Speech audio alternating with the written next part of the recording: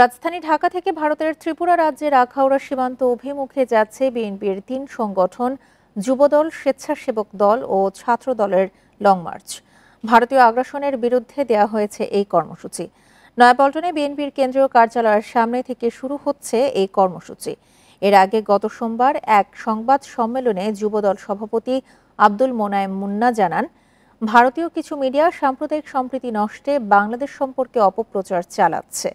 এছাড়া আগরতলায় সহকারী হাইকমিশনের সহিংস ঘটনায় দেশটির আইনশৃঙ্খলা বাহিনীর নীরবতাকে ভারত সরকারের মৌন সমর্থন বলেই মনে করছেন তারা। কূটনৈতিক মিশনে সহিংসতা সার্বভৌমত্বের ওপর আঘাত হিসেবেও দেখছেন তারা।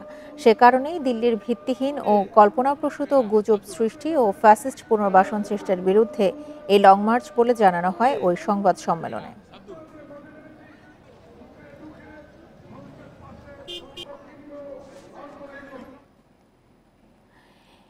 এই মুহূর্তে লং মার্চ প্রসঙ্গে জানাতে নয়াপল্টনে আছেন আমাদের সহকর্মী আদিলুর রহমান। যাচ্ছি তার কাছে। আদিলুর, লং মার্চ কোন পর্যায়ে রয়েছে? তাদের আখাউড়া যাওয়ার রুটটি কি?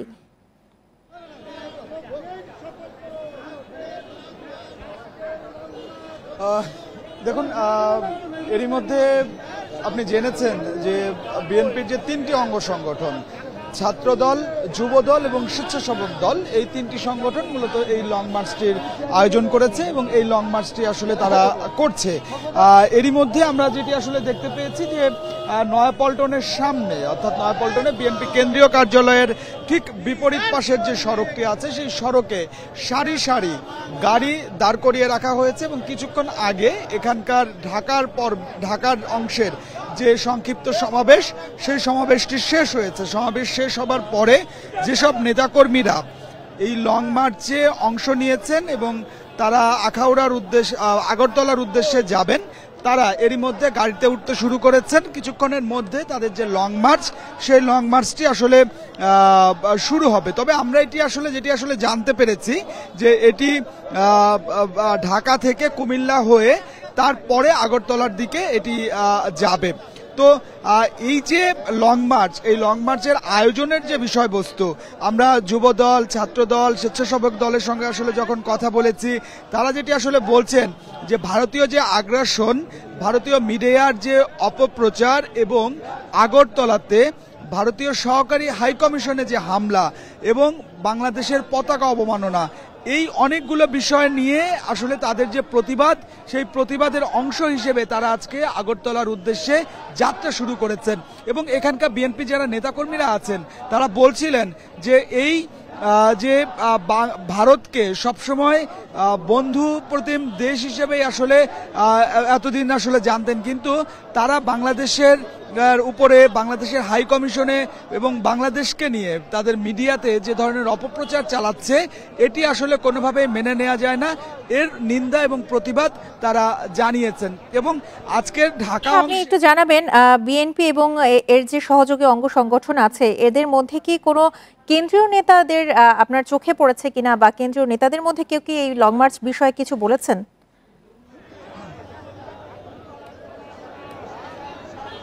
দেখুন, এখানে আমি যেটি আসলে আপনাকে বলছিলাম যে আজকে ঢাকা অংশের যে সংক্ষিপ্ত সমাবেশ, এই সমাবেশে প্রধান অতিথি হিসেবে এখানে উপস্থিত ছিলেন বিএনপি সিনিয়র যুগ্ম মহাসচিব রুহুল কবির রিজভী।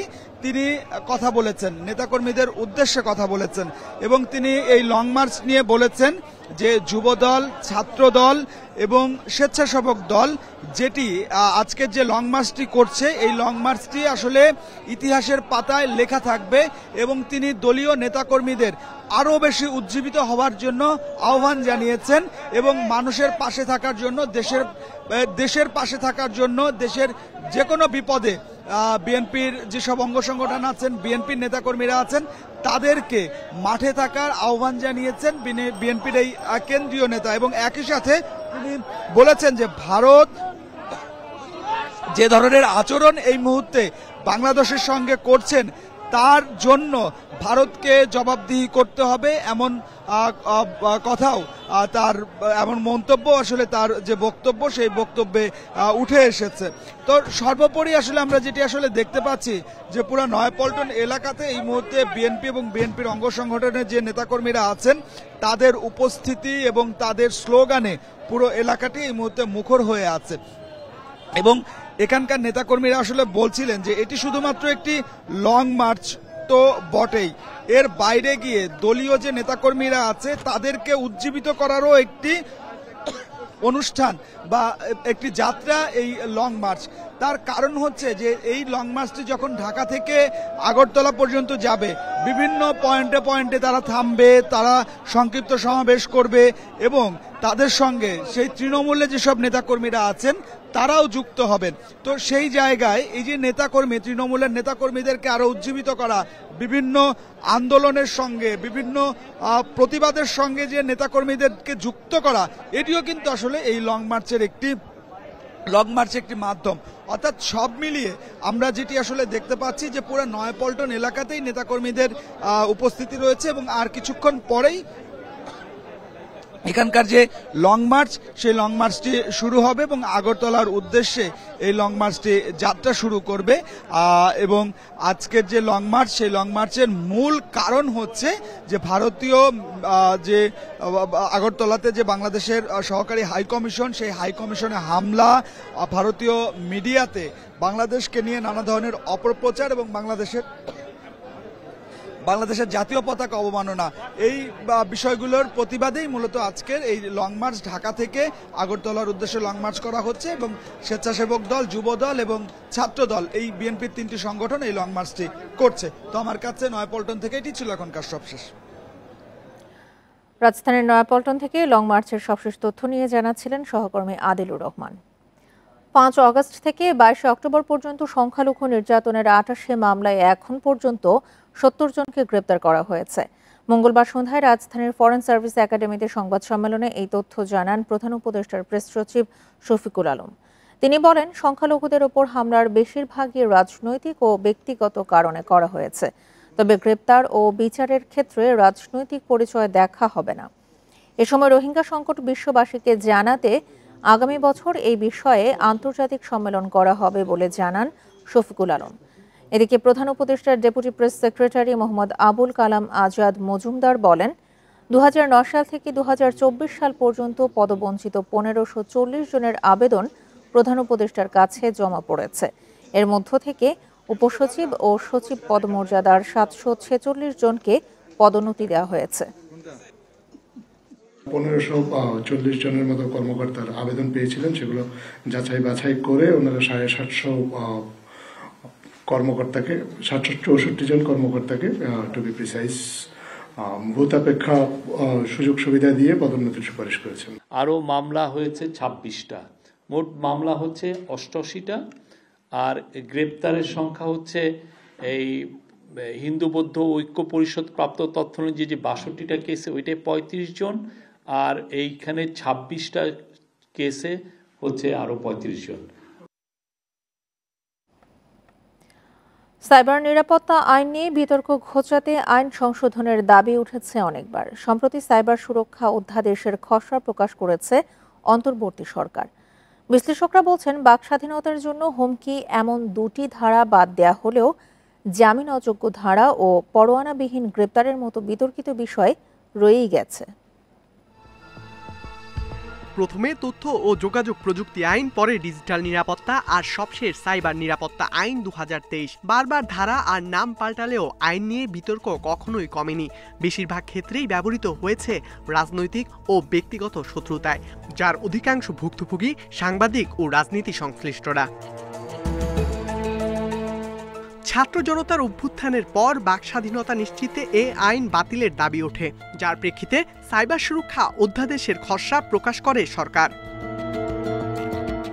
সাইবার সিকিউরিটি আইনে ছিল মুক্তিযুদ্ধের চেতনা, বঙ্গবন্ধু, জাতীয় সঙ্গীত ও পতাকা সম্পর্কে বিদ্বেষের দণ্ড এবং মানহানিকর তথ্য প্রচারের দণ্ডের মতো বিতর্কিত ধারা। খসড়ায় এগুলো বাদ গেছে।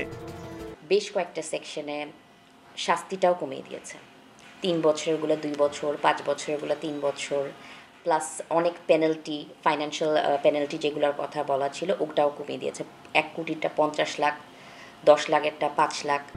তবে জামিন অযোগ্য ধারা 4টি থেকে বেড়ে হয়েছে 7টি, যেখানে রয়েছে সাইবার স্পেসে প্রতারণা, সন্ত্রাস বা ব্ল্যাকমেইলের মতো অপরাধ। সন্দেহের বশে বিনা পরোয়ানায় আটকের সুযোগও রয়েছে।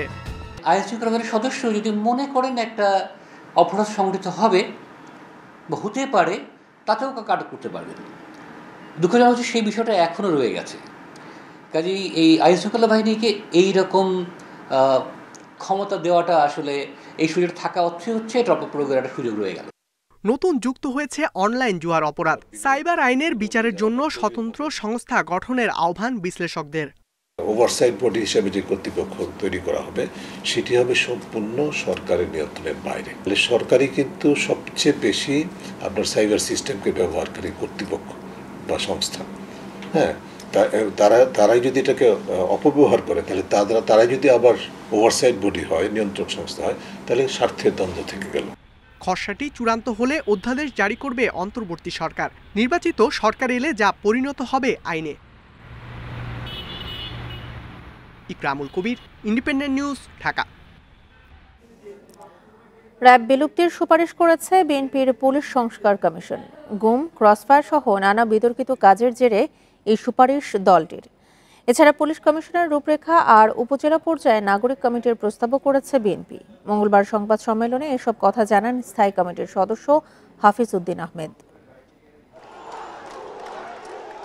সরকারি হিসেবে জুলাই আন্দোলনে ছাত্র জনতার উপর হামলার জেরে প্রাণ হারান ৪৪ জন পুলিশ সদস্য।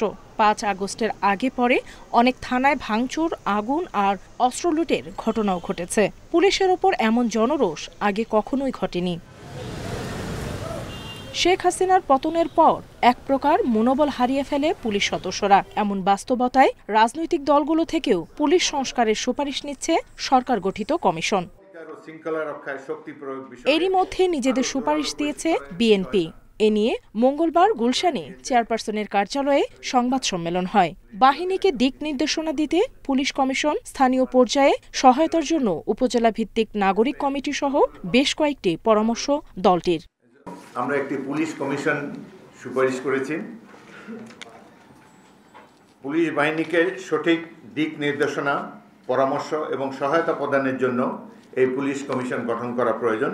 পুলিশের জনবান্ধব ও গ্রহণযোগ্য আচরণ নির্ধারণ করা। শুধু পুলিশ সংস্কার নয়, র্যাব বিলুপ্তির জন্য সুপারিশ করেছে বিএনপি। র্যাব মানে একটা দানব সৃষ্টি করেছে তারা। যত ধরনের খুন, যখন এবং যত এক্সট্রা জুডিশিয়াল কিলিং সবকিছু অধিকাংশই এই র্যাবের মাধ্যমে হয়েছে। সেজন্য আমরা এটিকে বিলুপ্ত করার জন্য সুপারিশ করেছি। স্থায়ী কমিটির এই সদস্য আরও জানান, উন্নত দেশের মতো পুলিশকে একটি নিরপেক্ষ বাহিনীতে রূপান্তরের পক্ষে বিএনপি। নুরসেলিনা শিউলি, ইন্ডিপেন্ডেন্ট নিউজ, ঢাকা। ৬ বছর পর হতে যাচ্ছে ঢাকা বিশ্ববিদ্যালয় কেন্দ্রীয় ছাত্র সংসদ ডাকসু নির্বাচন। ফেব্রুয়ারিতে নির্বাচন অনুষ্ঠানের কথা ভাবছে বিশ্ববিদ্যালয় কর্তৃপক্ষ। অধিকাংশ ছাত্র সংগঠন এই সিদ্ধান্তে ঐক্যে পৌঁছেছে। তবে ছাত্রদল সহ কয়েকটি সংগঠন বলছে ডাকসু নির্বাচন করার মতো পরিবেশ এখনো হয়নি। দীর্ঘ ২৮ বছর অচল থাকার পর ২০১৯ সালে নির্বাচনের মাধ্যমে সচল হয় ডাকসু। এরপর আর নির্বাচন হয়নি। শিক্ষার্থীরা দাবি জানালেও বিশ্ববিদ্যালয় কর্তৃপক্ষের আর কোনো উদ্যোগ দেখা যায়নি। গত ৫ আগস্ট হাসিনা সরকারের পতনের পর থেকেই দাবি উঠেছে ছাত্র সংসদ নির্বাচনের। ফেব্রুয়ারির মধ্যে ডাকসু নির্বাচন আয়োজনের কথা ভাবছে ঢাকা বিশ্ববিদ্যালয় প্রশাসন। বিশ্ববিদ্যালয় রাজনীতির চর্চার ধরন কেমন হবে তা নিয়ে কমিটি গঠন করা হয়েছে। ডাকসু নির্বাচনটা একটি দ্রুততম সময়ে হওয়া দরকার। প্রাথমিকভাবে আমাদের ইচ্ছা, আমরা ফেব্রুয়ারির মধ্যে যদি করে ফেলতে পারি সেটা শিক্ষার্থী এবং প্রশাসনের জন্য ভালো হবে। গঠনতন্ত্র নিয়ে বেশ কিছু আপত্তি জানাচ্ছে ছাত্র সংগঠনগুলো। এমনকি এখনো নির্বাচন করার মতো পরিবেশ নেই বলে আপত্তি করছে কিছু ছাত্র সংগঠন। কোনো গণতান্ত্রিক পরিবেশ নিশ্চিত করার জন্য কোনো ধরনের উদ্যোগ এখন আমরা দেখতে পাচ্ছি না। সুতরাং গণতান্ত্রিক পরিবেশ নিশ্চিত করার উদ্যোগ এবং ছাত্র সংসদের যে নীতিমালা সেই নীতিমালা সংস্কার। এই দুইটা কাজ যদি 2 মাসের মধ্যে হয়, যদি 3 মাসের মধ্যে হয়, তাহলে চতুর্থ মাসেই ডাকসু ইলেকশন হইতে পারে। শিক্ষার্থীদেরকে এই পর্যাপ্ত সময়টুকু নিশ্চিত করেই তারপর ডাকসু নির্বাচন বা বাংলাদেশের অন্য কোনো ছাত্র সংসদ নির্বাচন হলে সেটি অত্যন্ত কল্যাণকর হবে এবং এটি কার্যকর হবে। কিন্তু আপনি যদি অনেক দ্রুত অথবা খুব তাড়াহুড়ো করে যদি ডাকসু করেন, তাহলে ডাকসুর যে প্রতিফলন, আমরা যেটি 19 সালে যে ডাকসুর প্রতিফলন ব্যর্থ হয়েছে, সেটি আবারও ব্যর্থ হওয়ার প্রবল সম্ভাবনা থাকছে। বৈষম্য বিরোধী ছাত্র আন্দোলন দ্রুত নির্বাচন চায়। তারা মনে করছে লেজুরভিত্তিক রাজনীতির অপসংস্কৃতি নিরসনে ডাকসু হতে পারে সমাধান। সকলে মিলে আমরা সমন্বিত সিদ্ধান্ত নিয়েছি যে আমরা আগামী ফেব্রুয়ারির প্রথম সপ্তাহের মধ্যে যেন ছাত্র সংসদ নির্বাচন শুরু হয় একটা ক্যাম্পাস থেকে, অন্তত সেই ক্ষেত্রে আমরা সকলে একসাথে কাজ করব। মিনিমাম তো 2 মাসের অন্তত একটা প্রস্তুতি বিশ্ববিদ্যালয় প্রশাসনেরও প্রয়োজন রয়েছে, আবার ছাত্রদেরও প্রয়োজন রয়েছে। তো সে আলোকে আমরা সেটাকে ফেব্রুয়ারি মার্চই উপযুক্ত বলে মনে করছি। ছাত্রদের বৈধ প্রতিনিধিত্ব নিশ্চিত করতে বিশ্ববিদ্যালয় প্রশাসন আন্তরিকভাবে কাজ করছে বলে জানিয়েছে proctor. Mahmudul Hasan, independent news, Dhaka. আলুর বাজার নিয়ন্ত্রণে সরকারের ব্যর্থতার স্বীকার করলেন বাণিজ্য উপদেষ্টা। এ থেকে শিক্ষা নিয়ে আগামীতে যথাযথ ব্যবস্থা নেওয়ার আশ্বাস দেন তিনি। মঙ্গলবার রাজধানীর পল্টনে ইআরএফ প্রাণ মিডিয়া অ্যাওয়ার্ড উপলক্ষে আয়োজিত অনুষ্ঠানে উপদেষ্টা এসব কথা বলেন। এ সময় তিনি জানান, অনিয়মের অভিযোগে বাদ দেওয়া হয়েছে টিসিবির 43 লাখ কার্ড। নিম্নয়ের 1 কোটি পরিবারকে বাজারের চেয়ে কম দামে নিত্যপণ্য সরবরাহ করত টিসিবি, কিন্তু বিদায়ী সরকারের টিসিবি কার্ড বিতরণে দলীয় বিবেচনা, স্বজনপ্রীতি ও দুর্নীতির অভিযোগ ওঠে। অন্তর্বর্তী সরকার যাচাই বাছাই করে কার্ড সংখ্যা 57 লাখে নামিয়েছে। এদিকে চলতি বছর আলুর বাজার লাগামহীন হয়ে পড়ে, প্রতি কেজির দাম ছাড়ায় 100 টাকা। বাণিজ্য উপদেষ্টা জানান, উৎপাদন, চাহিদা ও সরবরাহ পর্যায়ে তথ্যের দুর্বলতা সহ নানা কারণে আলুর দাম নিয়ন্ত্রণে এই ব্যর্থতা। আমার উদ্দেশ্যে অফকোর্স আমাদের ফেলিয়ার আছে আলুতে, এটা অস্বীকার করার কোনো সুযোগ নেই। আমি আশা করি এই বছরের শিক্ষা থেকে, কারণ আমরা আগামী বছর জন্য আলুতে আরও ভালো কাজ করতে পারি, এই ধরনের কোনো সংকট তৈরি না হয়, সেটার ব্যাপারে আমি যথেষ্ট সজাগ থাকবো, এই প্রতিশ্রুতি আমি আপনাদেরকে দিচ্ছি। এ সময় তিনি আরও বলেন, 5 আগস্টের একটি প্রতিষ্ঠান তেল চিনির উৎপাদন বন্ধ করায় বাজারে চাহিদা মেটানো চ্যালেঞ্জিং হয়েছে। বাস্তবতা মেনে ভোজ্য তেলের দাম লিটারে 8 টাকা বাড়ানো হয়েছে। দেশ থেকে পালিয়ে যাওয়ার ফলে যে একটা সরবরাহের ঘাটতি হয়েছে, ওই তুলনায় কিন্তু বাজারে আপনারা রিয়াকশন টের পাচ্ছেন না। আমি যখন গতকাল তেলের প্রাইস বাড়ানোর সিদ্ধান্ত নিই, এটা বাস্তবমুখী হিসেবে যদি আমি সিদ্ধান্ত না নিতাম, তাহলে দীর্ঘমেয়াদী একটা ক্ষতির কারণ হয়ে যেত। ব্যবসায়ীরা বলেন, আগামীতে ভূ রাজনৈতিক সুবিধা নিতে বাণিজ্যিক কৃষিকে জোর দিতে হবে। জমির স্বল্পতা বিবেচনায় বাড়াতে হবে উৎপাদনশীলতা। আগামী দিনে কিন্তু ধানের পাশাপাশি যেন কৃষকের লাভ হয়, এই ধরনের পণ্য যদি আমরা উৎপাদনে যাই, তাহলে কিন্তু কৃষক উপকৃত হবে। তখন কিন্তু আমাদের কিন্তু ভ্যালু অ্যাডেড কৃষি নিয়ে চিন্তা করতে হবে। এ সময় কৃষি ও কৃষি প্রক্রিয়াজাত খাতের সমস্যা ও সম্ভাবনা নিয়ে সেরা প্রতিবেদনের জন্য ইন্ডিপেন্ডেন্ট টেলিভিশনের জ্যেষ্ঠ প্রতিবেদক হরিশাহ সহ 10 সাংবাদিককে মিডিয়া অ্যাওয়ার্ড দেয়া হয়। Shafil Alam Sujon, independent news, Dhaka. সংকট সৃষ্টির পর দাম বাড়ানো হলেও ভোজ্য তেলের বাজারে কারসাজি থেমে নেই।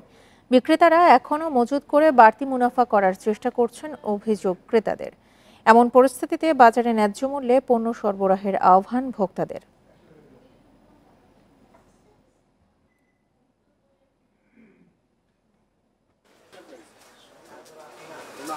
প্রায় 2 সপ্তাহ ধরে ভোজ্য তেলের বাজারে সংকট।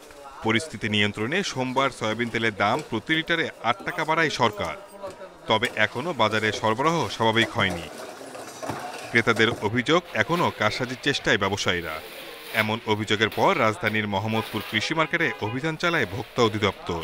পুরাতন দামে কেনা সয়াবিন তেল মজুত করার প্রমাণ মেলে। 2-3 পিস মাল হলো কি আমরা আমাদের পার্সোনাল কিছু কাস্টমার আছে, তাদের জন্য রাখছি। তো এটাও ওনারা বুঝতে চাচ্ছে না। সরবরাহটা ঠিকভাবে থাকা উচিত, এটা আমি মনে করি সবসময়। কারণ সাধারণ পাবলিক যারা আমাদের মতো মধ্যবিত্ত আয় করে, তাদের জন্য তো এটা কষ্টকর। ভোজ্য তেল সহ অন্য নিত্যপণ্যের বাজারে বিভিন্ন পর্যায়ে কারসাজি হচ্ছে বলে জানিয়েছে ভোক্তা সংরক্ষণ অধিদপ্তর। আমরা বাজারে এসে যেটা দেখলাম, এখানে কিছু খুচরা এবং পাইকারি ব্যবসায়ীদের, কিছু কতিপয় ব্যবসায়ীদের কারসাজি আছে। তারা তেলের মূল্য বৃদ্ধির সংবাদটা পেয়ে তেলটা স্টক করে ফেলেছেন। আমরা সেই তথ্য নেওয়ার জন্য আমরা বিভিন্ন বাহিনীর সহযোগিতা নিচ্ছি। আমরা যেখানে যে তথ্য পাবো সেখানে আমরা অভিযান পরিচালনা করব। নিত্যপণ্যের বাজার নিয়ন্ত্রণে খুচরা দোকানের পাশাপাশি মিল কারখানাতেও নজরদারি পরামর্শ বিশ্লেষকদের। Shahid Ahmed, independent news, Dhaka.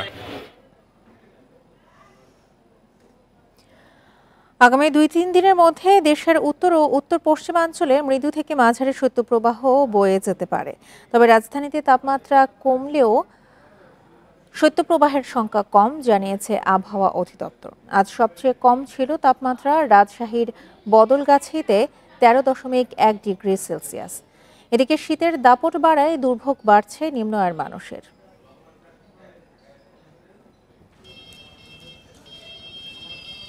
উত্তরাঞ্চল সহ বিভিন্ন জেলায় ঘন কুয়াশার সাথে মৃদু বাতাসে বাড়ছে শীতের দাপট। অনেক বেলা পর্যন্ত সূর্যের দেখা না মেলায় দুর্ভোগ বেড়েছে নিম্ন আয়ের মানুষের।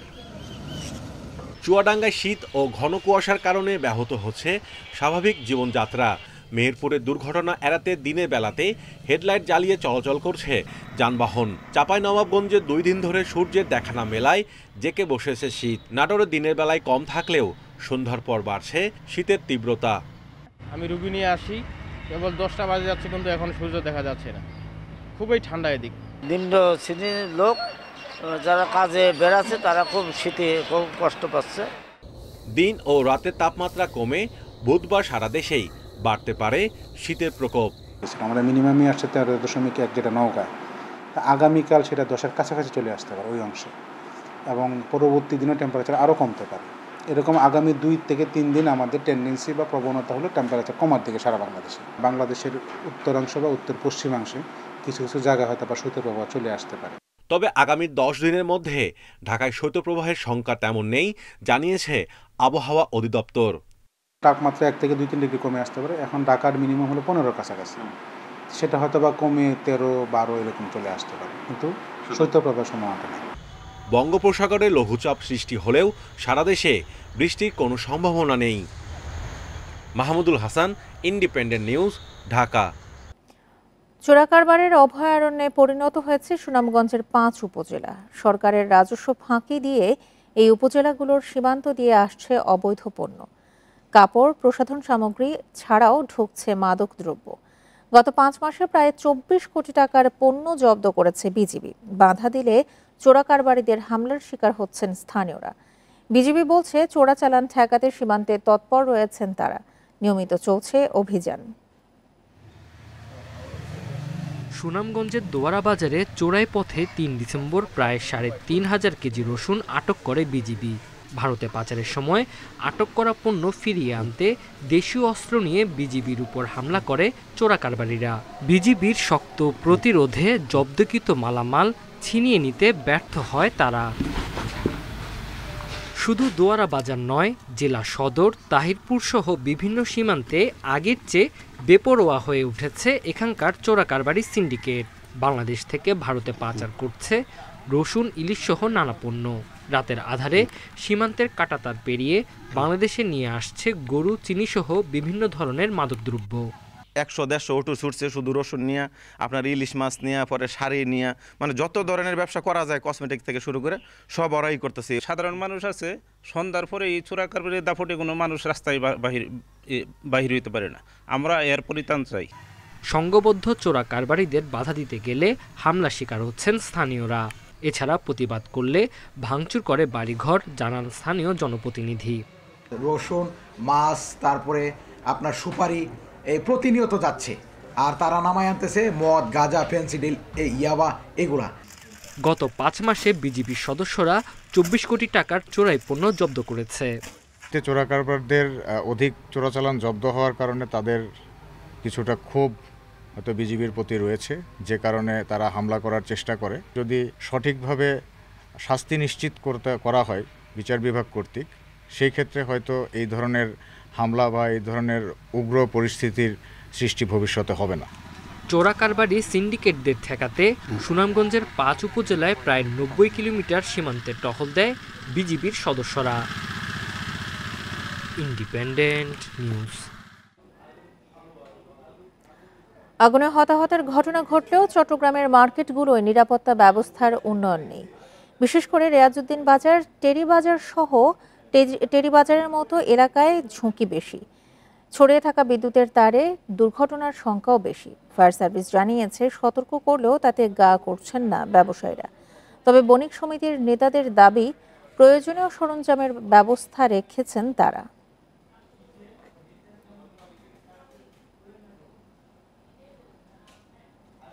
আমার প্রতিবেদন। গত 24 নভেম্বর এফবি মেঘনা 5 42 জন এবং 27 নভেম্বর এফবি লাইলা 2 37 জন নাবিক ও জেলে নিয়ে মাছ শিকারে সাগরে যায়।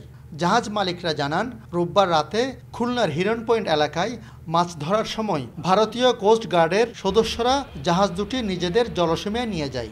সোমবার সকালে ছেড়ে দেওয়ার কিছু সময়ের মধ্যে আবারও ধরে নিয়ে যায়। ওই জায়গায় কিন্তু সবাই ফিশিং করে এবং সবসময় ফিশিং করে, এমন না যে আমাদেরটা প্রথম গেছে সেরকম না। ওইটা আমাদের এরিয়ায় ছিল, এরিয়ার একটা কোন জায়গায় থেকে ফিশিং করছে ওইটা এরিয়াটা ডিটেলসটা আমরা দিয়ে দিছি। তো আসলে এখানে সবসময় ফিশিং করো, এখান থেকে কখনো ধরে নেওয়ার কোনো আসলে নাই, নজির নাই। জাহাজের অবস্থান নির্ণয়কারী সংস্থা জানাচ্ছে, জাহাজ দুটির বর্তমান অবস্থান ভারতের প্যারাদ্বীপ বন্দর থেকে 9 নটিক্যাল মাইলের মধ্যে।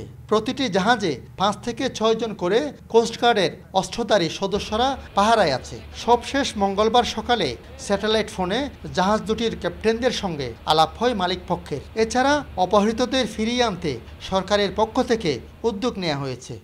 আমরা সাথে সাথেই এ ব্যাপারে ঊর্ধ্বতন কর্তৃপক্ষকে বিষয়টি অবহিত করি। আমাদের চুয়াচপ যে নৌ গ্রাউন্ড আছে আর কি, সেই গ্রাউন্ডের কাছাকাছি তারা এই মাছটা ধরতেছিল এবং আমাদের সীমানায়, এটা ভারতীয় কোনো সীমানা নয়, সেখানেই তারা মাছ ধরতেছিল এবং তারা ওখান থেকে অপহৃত হয়েছে। বাংলাদেশের জলসীমায় ঢুকে ভারতীয় কোস্টগার্ডের জাহাজ ছিনতাইয়ের ঘটনা এটাই প্রথম। আলমগীর সবুজ, ইন্ডিপেন্ডেন্ট নিউজ, চট্টগ্রাম। এতক্ষণ আমরা দেখছিলাম ৭৯ জন নাবিক ও জেলেকে নিয়ে বাংলাদেশের দুটি জাহাজ ভারতীয় কোস্টগার্ড ছিনিয়ে নিয়ে যাওয়ায় উদ্বেগ দেখা দিয়েছে। আটক নাবিকদের স্বজনরা রয়েছেন উৎকণ্ঠায়। জাহাজে আটক নাবিকদের উদ্ধারে সরকারি পর্যায়ে আলোচনার অনুরোধ জানিয়েছেন তারা। আমরা দেখছিলাম এই প্রতিবেদনটি। চলে যাচ্ছে পরের প্রতিবেদনে। আগুনে হতাহতের ঘটনা ঘটলেও চট্টগ্রামের মার্কেটগুলোয় নিরাপত্তা ব্যবস্থার উন্নয়ন নেই। বিশেষ করে রেয়াজউদ্দিন বাজার, টেরিবাজারের মতো এলাকায় ঝুঁকি বেশি। ছড়িয়ে থাকা বিদ্যুতের তারে দুর্ঘটনার সংখ্যাও বেশি। ফায়ার সার্ভিস জানিয়েছে, সতর্ক করলেও তাতে গা করছেন না ব্যবসায়ীরা। তবে বণিক সমিতির নেতাদের দাবি, প্রয়োজনীয় সরঞ্জামের ব্যবস্থা রেখেছেন তারা। গেল জুন মাসে রেয়াজউদ্দিন বাজারের দুটি মার্কেটে আগুনের ঘটনায় 3 জন মারা যান, দগ্ধ হন বেশ কয়েকজন। এরপর এখানকার অগ্নি নিরাপত্তা আবারও প্রশ্নের মুখে পড়ে। তবে এখনও অবস্থার পরিবর্তন নেই। এই এলাকায় 4 শতাধিক বিপণী বিতানেই ঘিঞ্জি পরিবেশ। জরুরি অবস্থায় সরু রাস্তা দিয়ে বের হওয়াও কঠিন। ছড়িয়ে ছিটিয়ে থাকা বিদ্যুতের তার ঝুঁকি বাড়াচ্ছে আরও। রেয়াজউদ্দিন বাজারের মতো টেরিবাজার, বক্সিরহাট, চাকতাই খাতুনগঞ্জ সহ প্রায় সব বাণিজ্যিক এলাকায় আগুনের ঝুঁকিতে। এতে শঙ্কিত ক্রেতা বিক্রেতারা। 5-6 মাস আগে একটা এখানে দুর্ঘটনা হয়েছে, কিছুদিন আগে দিকে একটু নফুলিত হয়েছে, আপনারা অবশ্যই অবগত আছেন। এই ব্যাপারে আমরা সবসময় কি একটু আতঙ্কিত আছি। যারা এখানে কাজ করে, মার্কেটের ব্যবসায়ী যারা আছে, আরও যারা ক্রেতারা আছে, তারা একটু উদ্বিগ্ন। আগুন নেভানোর ব্যবস্থা রাখতে মার্কেটগুলোকে জানিয়েছে ফায়ার সার্ভিস, কিন্তু কেউ আমলে নিচ্ছে না বলে দাবি তাদের। সবাই কিছু কিছু শরিক হয়ে একটা সমিতির মাধ্যমে যদি যে একটা মার্কেটের এরিয়ায় এক একটা যদি আন্ডারগ্রাউন্ড রিজার্ভার করা যায়, তাদেরকে একদম অল্প খরচে এটি করা সম্ভব। তাদেরকে আমরা সিস্টেম বলেছি, কিন্তু আসলে আদৌ সেইভাবে তারা সাড়া দেয়নি। ব্যবসায়ী সমিতির দাবি, প্রয়োজনীয় সরঞ্জাম রাখার পাশাপাশি দোকান কর্মচারীদেরও আগুনের ঝুঁকি নিয়ে সতর্ক করা হয়েছে।